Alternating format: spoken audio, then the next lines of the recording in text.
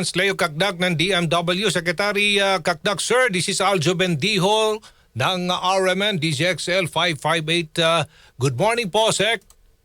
Good morning, Sir Aljo, sa inyo mga tagapakinig, tagapanood. Good morning po. Good morning po. Meron ho ba tayong mga kababayan na damay ho sa sunog sa Hong Kong na umabot na sa 36 yata ang patay, 300 ang nawawala?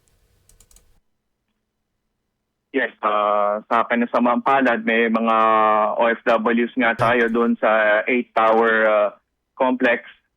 At sa ngayon, walang Pilipinong reported na kasama doon sa mga nasawi. At nagdadasal tayo na doon sa mga naapektuhan, of course, at sa kaligtasan ng ating mga Pilipino. Merong higit kumulang 7 na nailigtas. Ligtas na sila from the housing complex. At nagdadasal na lang tayo na hindi kabilang ang mga Pilipino doon sa 200 hanggang 300 nawawala. At syempre, pinagdarasal din natin yung mga Hong Kong residents at iba pang nationalities na apektado. Opo. Linawin ko lang ho. Ilang hong mga Pilipino ang nakatira dyan ho sa nasusunog na building sa Wang Fu Court sa Taipo? Well, at this stage, inaalala pa natin, may mga indicative figures tayo pero hindi natin mapako sa siguradong figure. But yun nga, meron na tayong alam na 7 ligtas. At parasal natin na hindi kabilang yung sa 2 hanggang 3 nawawala ang mga Pilipino. Okay. Tawag dito, nagdarasal ho, kanina pa po kami nagdarasal ho dito na walang nadamay. Kasi alam naman po natin, Hong Kong, ang dami ho mga Pilipino. So ito po mga Pilipino, mga domestic helpers, tama ho ba? Yes. Karamihan domestic workers. Kagabi, magdamag ay merong na-trap kasama yung kanyang employer. Bandang hating gabi kagabi, pumasok yung ulat. Pero nang madaling araw ay naligtas na rin siya kasama yung employer niya at yung baby niyang inaalagaan. So, okay na siya, accounted for na siya. But still, we continue to pray no, na walang Pilipino na kabilang doon sa 200 hanggang 300 nawawala. And of course, parati kung gustong ipahiwatig, pinagdarasal din natin yung mga ibang nationalities at Hong Kong residents. Opo, okay. So, kumusta po yung 7 na naisalba? Wala naman hong seryosong sugat ang kanilang natamo? As we know, walang major injuries, but of course we are assisting them now together with the DFA, Philippine Consulate General's Office, at yung Migrant Workers Office natin, yung OWA, katuwang si Admin PY Kaunan. We are now addressing yung needs nila, basic needs, kasi nga, nawalan na sila ng tirahan kasama ng employers nila. So yung basic needs, ano man ang pangangailangan nila, pagkain, tubig, although nandun naman yung mga employers nila, sinusuportahan din natin sila, yung mga workers natin. And of course, yung medical part, tinatanong din natin kung kamusta na sila at yung pangangailangan na kahit paano ma-check up sila. Paano po may parating sa mga, siyempre concern ho ang mga kababayan, mga kamag-anak ko nila sa Pilipinas? Paano po ang communication na ginagawa po ng DMW? Meron tayong constant communication with the Filipino community leaders doon, with the PCG, kasi yung Consulate General's Office naman ang contact natin, ang conduit natin sa Hong Kong Police. And of course, yung mga kababayan natin na may pamilya sa Hong Kong, 1348 yung hotline ng OWA. So dumulog lang po doon ng DMW OWA shared hotline. Salamat kay Admin PY. At dumulog lang po doon sa hotline at tutugon po kami. Ngayon po ay may higit 10 oras na daw inaapo lang sunog. Sa mga residential buildings na yan sa Wang Fu Court dyan sa Hong Kong. At 44 bilang na nasawi at hinahanap pa yung 200 na unaccounted na residente. Hopefully wala akong mga nadamay mga Pilipino dito. So ngayon ano po ang monitoring nyo?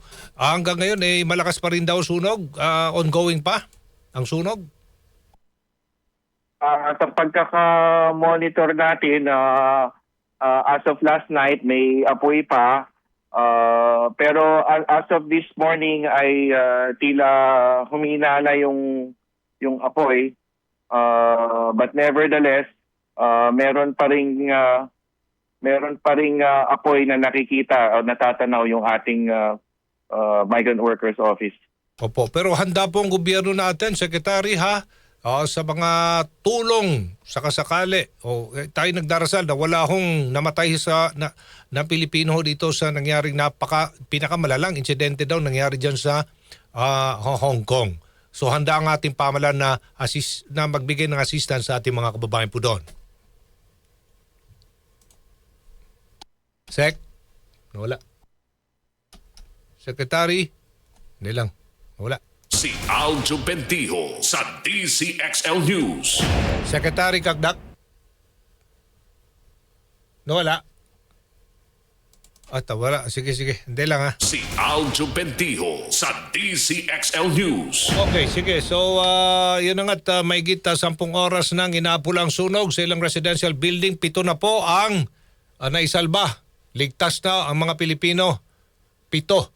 At inaalam pa kung ilan talaga na kababayan ho nating nakatira bilang mga domestic helper, no? Diyan po sa sunog na yan. Diyan sa Wang Fu Court sa Hong Kong. Domestic workers. Sa Secretary Kakdak, hello po. Hello? Yes po.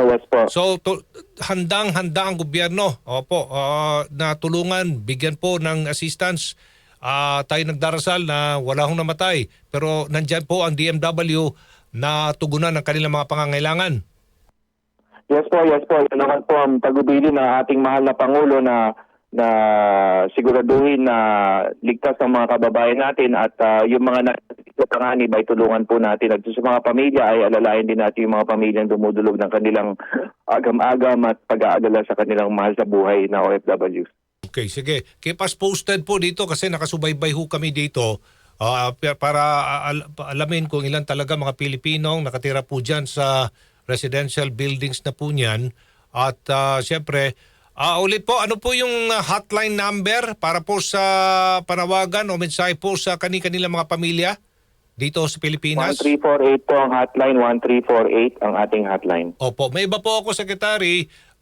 Kumusta naman po yung 20 mga Filipino seafarers whose Panama flag vessel na intercept po ng 20 kilo ng cocaine dyan po sa Port of Lagos sa Nigeria? Opo.